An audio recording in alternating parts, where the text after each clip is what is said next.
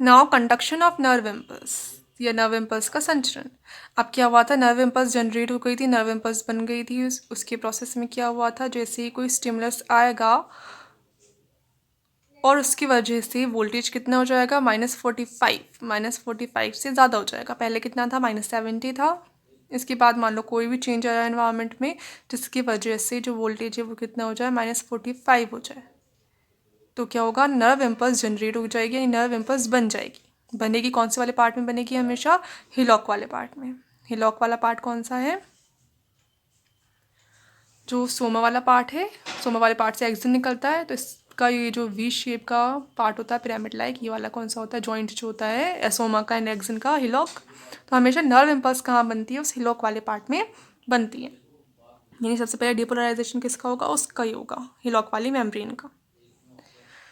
तो क्या हुआ, जैसे ही -45 पहुंच गया वोल्टेज, वैसे ही डिपोलराइजेशन हो जाएगा। डिपोलराइजेशन की वजह से अंदर आ जाएगा पॉजिटिव चार्ज, बाहर चला जाएगा नेगेटिव चार्ज। उसके बाद रीपोलराइजेशन हो जाएगा, जिसकी वजह से दोबारा क्या हो जाएगा, बाहर पॉजिटिव आ जाएगा, अंदर नेगेटिव आ जाएगा। फिर एटीपी जो पंप है, सोडियम पोटेशियम पंप, वो ओपन हो जाएंगे, जिसकी वजह से जो कंडीशन थी वो पहले जैसी हो जाएगी।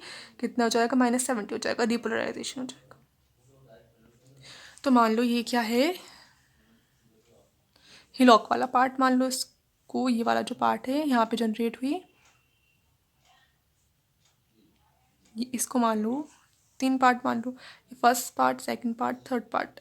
ये तो है कौन सा, हिलॉक वाला पार्ट, और ये फिर इसके पीछे है एक्सन। ठीक है, हिलॉक वाला पार्ट है, इसके आगे क्या है, सोमा, ये हिलॉक, और ये पूरा क्या, एक्सन। ठीक है ना। अब हिलॉक वाले पार्ट पे होगा सबसे पहले इनिशिएशन। इनिशिएशन यानी स्टार्ट कहाँ होगा, signal nerve impulse reaction potential कहाँ बनेगी, सबसे पहले हिलॉक वाले पार्ट में बनेगी। हिलॉक वाले पार्ट में बनेगी, तो हिलॉक वाला पार्ट अभी कैसा है, सारी मेम्ब्रेन कैसी है, पूरी की पूरी रेस्ट में है, यानी पोलराइज्ड है। ठीक है। अब हिलॉक वाले पार्ट में सारे चेंजेस हो गए जो पहले बता चुके हैं, जिसकी वजह से क्या हो गया, ये जो हिलॉक वाला पार्ट है ये क्या हो गया, डीपोलराइज हो गया। डीपोलराइज हो गया यानी बाहर तो नेगेटिव चार्ज चला गया, अंदर पॉजिटिव चार्ज चला गया, इसका डीपोलराइजेशन हो गया, इतना हो गया। जब ये डीपोलराइज्ड होगी, आगे जाके तो हो जाएगा सारा प्रोसेस जो पढ़ लिया अपन ने, डीपोलराइजेशन हो जाएगा, फिर दोबारा पोलराइज्ड हो जाएगी, नॉर्मल स्टेट में आ जाएगी। पर जब कहाँ पहुँच गई ये, इसमें चेंज हुआ ही, और ये क्या हुई, डीपोलराइज हुई। डीपोलराइज हुई यानी अंदर पॉजिटिव चार्ज आ गए। अंदर पॉजिटिव चार्ज आएगा तो क्या होगा, ये जो पॉजिटिव चार्ज अब अंदर तो क्या है, साइटोप्लाज्म है। साइटोप्लाज्म में क्या होता है, लिक्विड होता है। तो ये जो पॉजिटिव चार्ज है ये फ्लो करता हुआ आगे की तरफ बढ़ेगा। ये पॉजिटिव चार्ज यहाँ पे रुकेगा नहीं, फ्लो करता हुआ आगे वाले पार्ट में, कौन से वाले पार्ट में, एक्सन के पार्ट में पहुँचेगा। तब क्या करेगा ये, इसका जो वोल्टेज जो कितना था रेस्ट स्टेज में -70, इसको चेंज कर देगा और कितना कर देगा, -45। -45 होते ही इसके सारी जो प्रोसेस था वो रिपीट होगा इस पार्ट में। -45 होते ही सोडियम आयन्स चैनल्स खुल जाएंगे, फिर इनएक्टिवेट हो जाएंगे, पोटेशियम चैनल्स खुल जाएंगे, फिर सोडियम चैनल्स बंद हो जाएंगे, पोटेशियम चैनल बंद हो जाएंगे, एटी जो सोडियम पोटेशियम पंप है वो ऑन हो जाएगा। सारा प्रोसेस किस पार्ट में होगा, फिर इस वाले पार्ट में होगा। यहाँ पे था कितना, पूरे तो था पूरे पर ही 70, पूरी मेम्ब्रेन का ही वोल्टेज कितना है, 70। इस वाले पार्ट में स्टिमुलस आया, रिसीव किया इसने स्टिमुलस को, तो यहाँ पे हो गया -45, जिसकी वजह से ये होगी बाद में डिपोलराइज। डिपोलराइज की वजह से पोटेशियम आयंस क्या हुए, अंदर आ गए और फिर आगे की तरफ बढ़ गए, जिससे यहाँ का भी कितना हो गया, -45, और ये हो जाएगी अब डीपोलराइज। ठीक है। अब जब तक ये डिपोलराइज होगी, ये हो गई डिपोलराइज, अंदर पॉजिटिव चार्ज आ गया, तब तक ये जो डिपोलराइज थी पहले, अभी कौन सी स्टेज में आ जाएगी, रीपोलराइजेशन की स्टेट में आ जाएगी। रीपोलराइजेशन की स्टेट में क्या होते हैं, सोडियम चैनल्स जो होते हैं वो इनएक्टिवेटेड होते हैं, बंद नहीं होते, क्या होते हैं, इनएक्टिवेटेड होते हैं। ये हो गई डिपोलराइज। अब ये डिपोलराइज होगी तो इसके अंदर भी क्या है, आ जाएंगे, पॉजिटिव चार्ज हो जाएगा जो पीछे हिलॉक वाले पार्ट में भी जाएगा और आगे एक्सन के आगे वाले पार्ट में भी जाएगा। अब ये पीछे नर्व इम्पल्स को जनरेट नहीं करेगा, पीछे दोबारा ऐसा चेंज नहीं होगा। क्यों नहीं होगा, क्योंकि यहाँ के सोडियम चैनल्स जो हैं वो क्या है, इनएक्टिवेटेड है। अब इनएक्टिवेटेड है, बंद है ही नहीं, तो खुल सकते ही नहीं है। खुलेगा जब भी पूरा प्रोसेस स्टार्ट होगा, दोबारा डिपोलराइज होगा। पर ये क्या है, अभी इनएक्टिवेटेड है, इसलिए पीछे की तरफ जाने से तो चार्ज का कोई असर नहीं पड़ेगा। ये तो क्या है, अपना ये सीक्वेंस करेगा, क्या था, पहले पोलराइज था, फिर डिपोलराइज हो गया, अब रीपोलराइज होगा, फिर बाद में पोलराइज हो जाएगा। ठीक है ना। ये तो अपना कर रहा है कंटिन्यू काम।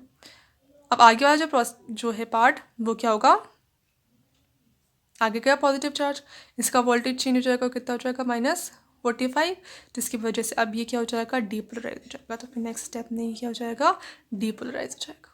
बाहर पॉजिटिव चार्ज आ जाएगा, बाहर अंदर पॉजिटिव चार्ज हो जाएगा, बाहर नेगेटिव चार्ज हो जाएगा। इससे ही क्या करेगा, फिर अपने आगे वाले पार्ट को करेगा।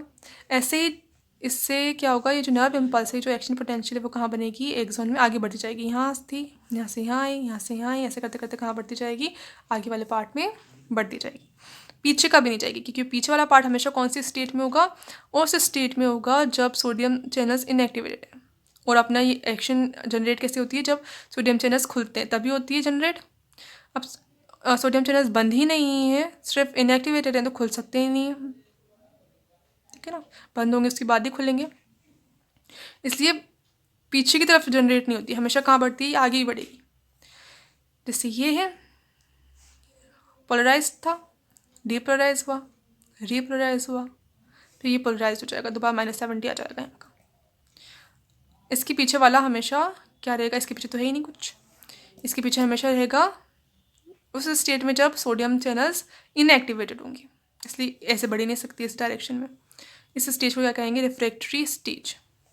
इसके पीछे वाला अब इससे आगे ही जाएगा, पीछे नहीं जाएगा, क्योंकि ये वाला जो पार्ट है, अब ये तो पोलराइज्ड है, तो ये वाला हमेशा किस में होगा, रीपोलराइजेशन की स्टेट में होगा, जब सोडियम चैनल्स इनएक्टिवेटेड होंगे। इसलिए नर्व इम्पल्स ऐसे नहीं जा सकती, कैसे जाएगी, ऐसे ही आगे ही जाएगी। यानी जहाँ पे डीपोलराइजेशन हो रहा है उसके पीछे वाला सेगमेंट हमेशा कौन से स्टेज में, रिफ्रैक्टरी स्टेज में है, जब सोडियम चैनल्स इनएक्टिवेटेड है, ठीक है। तो एक्शन पोटेंशियल एक्सन में आगे ही बढ़ती है, क्योंकि उसके ठीक पीछे वाला भाग उस समय रिफ्रैक्टरी स्टेज में होता है। इस समय इस भाग में कोई एक्शन पोटेंशियल उत्पन्न या संचारित नहीं हो सकती, क्योंकि सोडियम चैनल इनएक्टिवेटेड है, बंद नहीं है, तो खुलेंगी ही कैसे। अब देखो एक्शन पोटेंशियल की गति यानी किस स्पीड से आगे बढ़ेगी, जल्दी बढ़ेगी, धीरे बढ़ेगी, कैसे, कितने किस स्पीड से आगे बढ़ेगी, तो वो किस पे डिपेंड करता है, प्रतिरोध पर। प्रतिरोध पढ़ा होगा फिजिक्स में 11th-12th में। तो एक्शन पोटेंशियल की जो स्पीड है वो क्या होती है, प्रतिरोध या फिर रेजिस्टेंस की व्युत्क्रमानुपाती होती है, इन्वर्सली प्रोपोर्शनल होती है, ठीक है। स्पीड जो है वो क्या है, रेजिस्टेंस की इन्वर्सली प्रोपोर्शनल है, कि speed is inversely proportional to resistance. और रेजिस्टेंस किसकी प्रोपोर्शनल होता है, length upon area of T S ना। तो ये आर गया स्पीड की इन्वर्सली प्रोपोर्शनल है, तो इसका रेसिप्रोकल हो जाएगा, उल्टा हो जाएगा, क्या आ जाएगा, ए अपॉन एल। यानी स्पीड जो है वो एरिया बढ़ने के साथ, यानी किसका, टी एस का, अपन एक्सन है, एक्सन का टी एस लें, उसका एरिया जब ज़्यादा होगा, यानी एक्सन जितना मोटा होगा उतनी ही स्पीड क्या होगी, ज़्यादा होगी। और एक्सन जितना लंबा होगा उतनी ही स्पीड उसकी क्या होगी, कम होगी, ठीक है। रेजिस्टेंस क्या होता है, रेजिस्टेंस कब बढ़ेगा, जब उसकी लेंथ ज़्यादा होगी और एरिया कम होगा। तो स्पीड का उल्टा हो जाएगा, स्पीड कब बढ़ेगी, जब उसका एरिया ज़्यादा होगा और लेंथ कम होगी, ठीक है। अब साथ में ही स्पीड और किस पे डिपेंड करती है, माइलिन शीथ की प्रेजेंस या एब्सेंस पे। माइलिन शीथ प्रेजेंट होगी तब तो स्पीड ज़्यादा होगी, और माइलिन शीथ एब्सेंट होगी तब स्पीड कम होगी। अब मान लो माइलिन शीथ नहीं है प्रेजेंट, सिंपल स्ट्रेट है, तो जो नर्व इम्पल्स है वो कैसे जाएगी, पूरे से होके जाएगी, यहाँ से यूँ जाएगी जाएगी आगे बढ़ेगी, ठीक है। तो इसमें टाइम लगेगा।